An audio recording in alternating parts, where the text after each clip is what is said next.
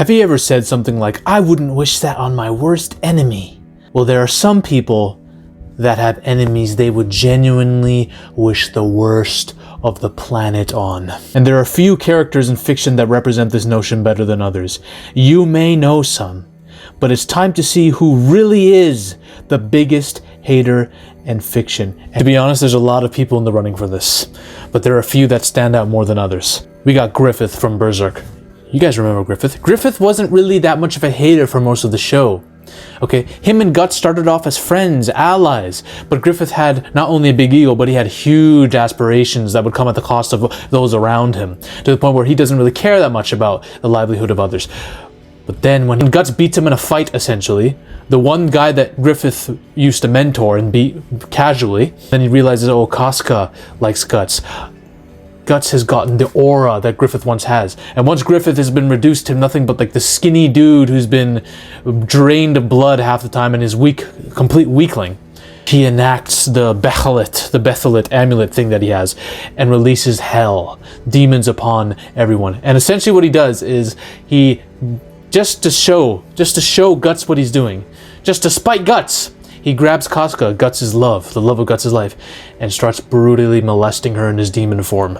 And just locks eyes with Guts as he does it. That's some hate right there. I know a lot of people love Griffith and they don't want to admit that this dude's a piece of garbage, but you gotta admit that was a hate move. Griffith hasn't shown hate through most of the season. That's why he's not high up on this list, but my god, what he does at the end there, that's peak hatred.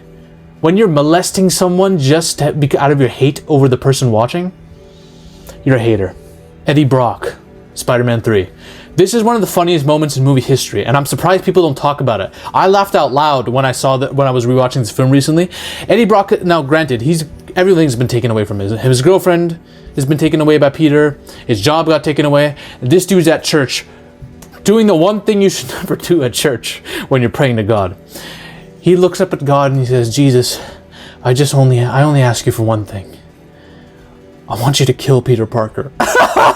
It's one of the funniest scenes in movie history. I'm so surprised I never found this as funny when I was a child, but when I want to see it now, I'm like, dude, the level of hatred you must have for another person. And then he dedicates his entire existence as Venom to destroying Spider-Man, taking Aunt Mary Jane, taking his life apart. It's really funny when you really think about it. Peter took everything from this man, and this man goes to church. The first thing he does when he sees his girlfriend with Peter is he goes to church and prays, bro, please, I'm begging you, kill Peter. That's hate, but that's low-key, it's understandable hatred after what Peter did. Harry Osborn, in my opinion, he takes it to a different level. Takes Mary Jane from Peter, kisses her, makes out with her, and then tells Peter Parker the details. He's like, oh, she tasted like strawberries. This is insane. And then he has Mary Jane break up with Peter in the most embarrassing fashion possible, tries to kill Peter multiple times, tries to take everything from Peter, and then waits at his house when Peter confronts him and then starts laughing in Peter's face. This is hatred. Prometheus from Arrow. Listen, the Arrowverse has some hateful people. Not Slade Wilson didn't hate Oliver Queen as much as this man did. Slade Wilson was on Mirakuru. It was screwing with his brain. Okay, he was doing it because of his chick that he loved and a really dumb way to build up Slade's character in my opinion. But Adrian Chase is full unhinged. This dude makes it a mission to declare war on Oliver Queen. Dresses as Arrow would, essentially, kills people, kidnaps everyone Oliver knows, tortures Oliver repeatedly until Oliver admits he's a killer and likes killing, kidnaps his son, takes his entire family to Lian-Yu, the place that Oliver was born, essentially, as Arrow, blows up the island. He wants Oliver to kill him so that his last act could be blowing up the island in the Dead Man switch and blowing up everyone Oliver loves, including Felicity, including everyone, which should have happened, by the way. Felicity should have died in that bombing. This is the ultimate hater in the Arrowverse, besides one, which we'll get to. This is it. Zoom to Flash never went this far. Slade killed, he killed Oliver's mom. That is crazy. But what Adrian did mental torture on this man for a year straight. Unrelenting. This dude pretended to snap a chick's neck just because it would make Oliver cry. That's literally what he pretended to kill one of his own teammates just so it would make Oliver cry. That's hatred. Sabretooth. Y'all know Sabretooth. If y'all know Sabretooth, on his birthday, he goes to beat the shit out of Logan as a tradition. That's what he does on his birthday. He takes literal pride. The movies don't show half of it, how sadistic Sabretooth really is when it comes to Logan. He takes literal pride in making Logan's life hell. You're a different level of hater right there. If on your birthday, the only thing you can think about is Logan. Every Lex Luthor interpretation is the biggest hater known to man. Here's an issue. There are some that go above and beyond. So Superman Returns, this dude wants to create a continent out of Superman's weakness, kryptonite, right? If you're trying to build an entire landmass of real estate out of the thing that your biggest opponent is weak to, that's a crazy plan. Then he stabs the shit out of Superman with the kryptonite and says, now fly. Throws him into the dust. But man, Smallville, on a different level. This Lex Luthor, they go from, what's crazy about this is they go from like best friends to bitter enemies, and Lex's hatred, fueled by his insecurity and jealousy of Clark, is insane. The man literally marries Clark's love. He's known that this chick has been Clark's, like, the apple of Clark's eye for years. Marries her, pretends to knock her up. He doesn't actually knock her up. He just makes her think she's knocked up, so she stays with him. But it's all a trophy to him to get back at Clark. And he goes to Clark in the barn and he says, I want you to be there on my wedding day so you can see what you lost. That's literally what he says. When Jonathan Kent dies, Lex literally brags about it to Clark's face. Man, you were such a good son, weren't you, Clark?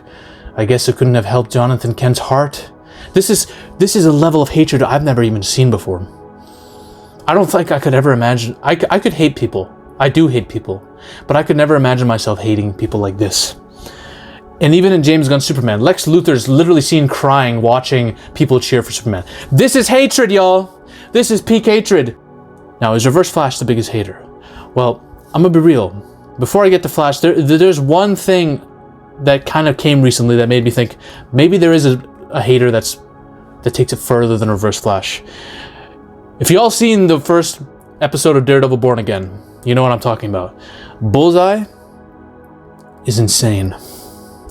This man has no reason to hate Daredevil as much as he does, because Wilson Fisk is the one that screwed Bullseye over in season 3.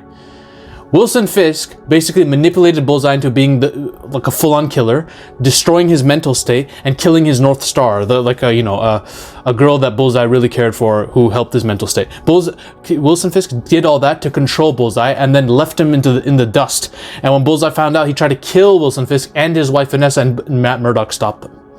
And Matt Murdock took off his mask and revealed his face to Wilson Fisk. And while they're having an argument, no one realizes that Bullseye's still in the room, just unconscious after he got his back broken. But he might have been conscious hearing all that, learning who Daredevil is. And because Bullseye found the fact that Matt interrupted his killing of Wilson Fisk so offensive, Bullseye found this so offensive. Spoiler alert for those who have not seen Daredevil Born Again, and if you don't care, then that's fine. But if you're still watching Netflix Daredevil, you're watching peak fiction, this is a spoiler alert. Bullseye tracks down Matt and his friends, plans a distraction for Daredevil so that Daredevil is not in the vicinity, takes a gun, kills Foggy Nelson, nearly shoots Karen, and then when him and Matt are fighting, Bullseye makes an effort to kill everyone around him in the bar, just so Matt Murdock can't save any of them.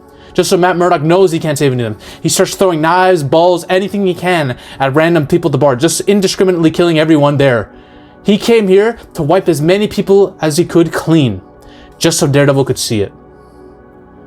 He has no reason to hate Daredevil like this. That's the thing. At least Lex, Reverse Flash, all these guys have some rivalry that kind of explains why they hate their characters so much, right? They're rivals. This guy should be trying to kill Wilson Fisk and Vanessa more than Daredevil. No, he went after Daredevil's entire life savings here. And then when Daredevil asks him why'd you do this? Bullseye just laughs in his face, gives him a pat on the shoulder like he won a soccer game or some shit. Gets thrown off the building, and then a year later at court, the judge asks him, before I sentence you to life, do you have anything to say? And Bullseye's just like, I have nothing to say, Your Honor. I did what I did. Peak hatred right here. But why is the Reverse Flash the way he is? This dude, and I'm talking about the Harrison Wells Reverse Flash. I like him much more than the Eobard Thawne actor. I just love this actor. They overuse him, and we're gonna get to that.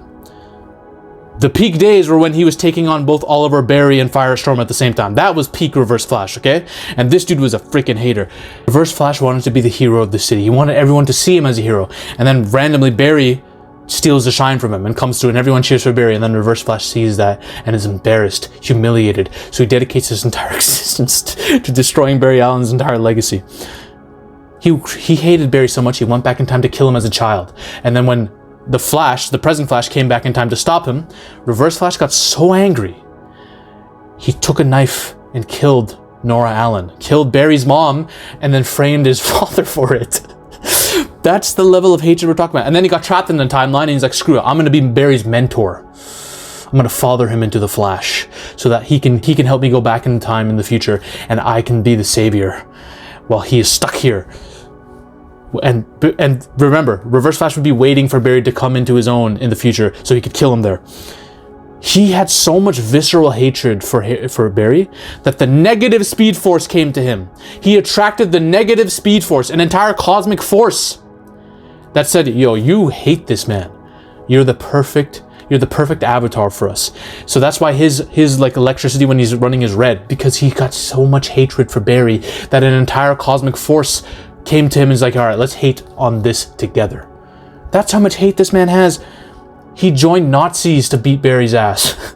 He was about to be wiped from existence, and then the negative speed force saved him, and he joined the Third Reich, basically the Nazi clones of the heroes in the regular Flash universe. He joined them. Harrison Wells doesn't have Nazi beliefs. He just hates Barry.